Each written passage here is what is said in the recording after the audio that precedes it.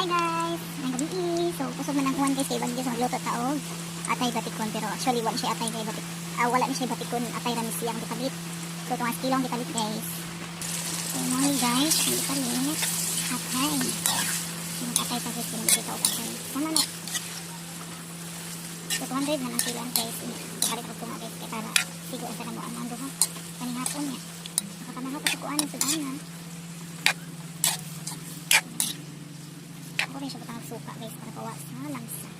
So muna nidot ibutang primero sa isa nimo sa patay ano suka.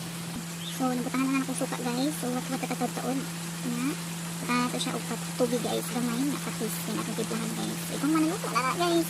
Ato na siyang sitaw mo. Kuha sa mantika para magawa sa mantika niya. So lagi kayo siya sa mga. So wala mo kami hapon with kani lato guys. So, parisa na blato. So, wala kahit snack. Ulam na rin. So, watuwat lang pa na maluto ni guys. So, ato ipakita ninyo niya ang ato ang recipe na atay sa manok. Maluto atong atay sa manok guys. Sagbutan akong sili at sal guys. Para bapagpapasad gamay ang ato ang manok na atay. Nani siya yung silispada guys. Para halang-halang ko siya gamay. So, wala ni guys. Wala ni ulam na mo karong panihapon. So, nag-wait lang ko sa akong paris guys. Kaya mapay-pag-out niya. So, inig abot ato niya. Ready to eat na ni. So, ayan lang guys. Thank you for watching.